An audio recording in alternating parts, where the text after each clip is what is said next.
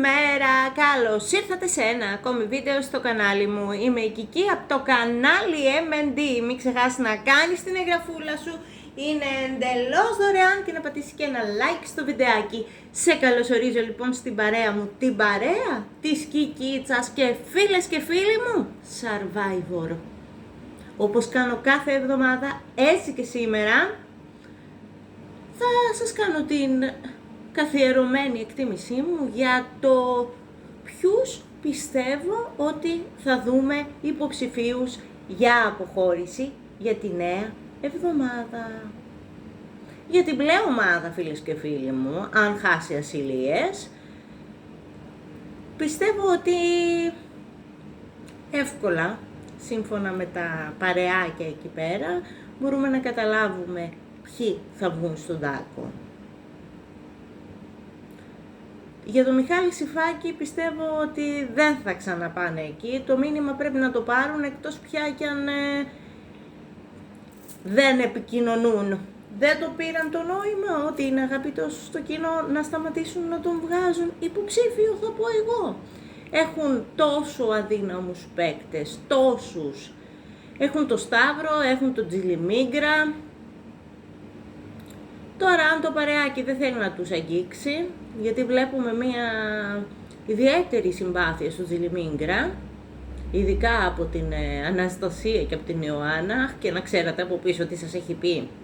Αχ, και να ξέρετε, κορίτσια. Παίζει σε πολλά ταμπλό ο Τζιλιμίγκρας για να παραμείνει στο παιχνίδι. Παίζει το δικό του ρόλο. Ίσως να στραφούν πάλι στη Δήμητρα, θα πω εγώ, να μην δούμε δηλαδή το αυτονόητο, ή στη Δήμητρα ή στο Γιάννη Ρεύη. Βέβαια θα δούμε και οι πετρούλες, αν υπάρξουν και πού θα πάνε. Επίσης θα δούμε και οι προσθήκες, τι θα μεταφέρουν και αν θα ακουστούν. Τώρα, σε χαμένη ασυλία των Αθηναίων,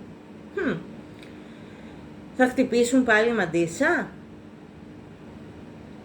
Μπορεί. Μπορεί, για να ξέρουμε ότι η Μαντίσα με την ψυχολογία και με την αυτοπεποίθηση δεν το πολύ έχει, οπότε όλα τα περιμένω. Είδαμε ότι δεν χάρηκαν, η αλήθεια είναι, που παρέμεινε στο παιχνίδι.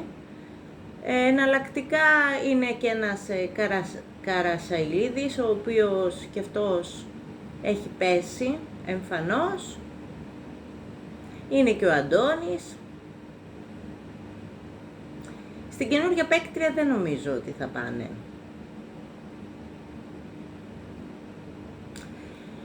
Περιμένουμε να μάθουμε και ποια παίκτρια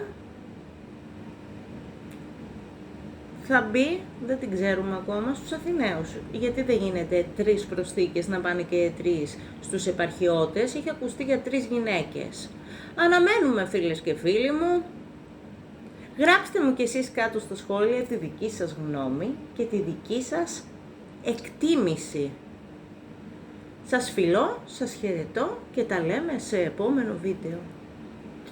Τα φιλιά μου και την αγάπη μου. Γεια σας.